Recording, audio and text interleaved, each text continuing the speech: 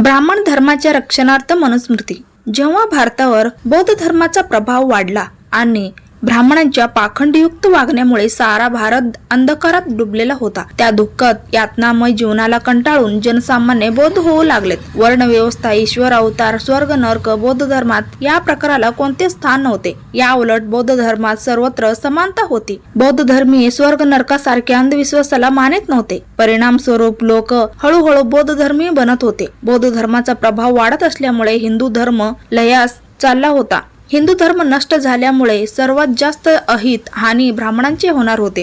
क्षत्रिय शौर्याने, वैश्य व्यापारयुक्त कामाने आणि शूद्र सेवा परिश्रम करून खात होता, पण ब्राह्मण मात्र धर्माच्या नावावर निवळ बसून खात होता। त्याने जागोजागी धार्मिक अड्डे बनवून ठेवले होते। मंदिर, मठ, नदीच्या किनाऱ्यावर घाट आणि गावात पंचांगाद्वारे कमवण्याच्या कित्येक जागा त्यांनी तयार केलेल्या होत्या। कपाळावर टिळा, गळ्यात माळा, अंगात जानवे, डोक्याला शेंडी हे त्यांचे धन एकत्र करण्याचे आवरणयुक्त शौक होते। बौद्ध धर्माच्या वाढत्या प्रवाहात हे सगळे मठ, मंदिरे, नदीचे घाट, पहाड इत्यादी वाहू लागलेत। ब्राह्मणांची यजमानी पद्धतीच्या शृंखला गळून पडत चालल्या होत्या। टिकाधारी, गळ्यात माळा, जानवे, शेंडीधारी ब्राह्मणाला पाहता जनमानसात घृणा उत्पन्न होत होती।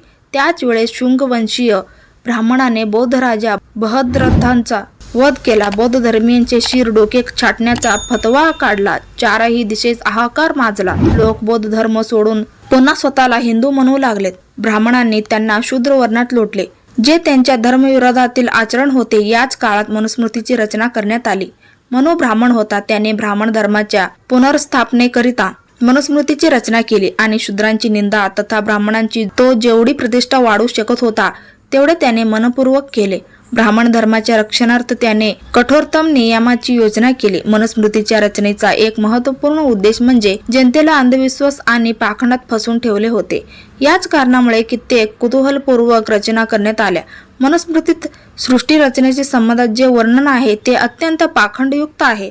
अशा प्रकारच्या वर्णनाचा उद्देश जनतेस अंधविश्वासात फसवून व कुतूहलपूर्ण प्रकाराने सृष्टी रचना स्वीकारून आंधळी आस्था प्रस्थापित करून स्थायित्व प्राप्त करणे होय।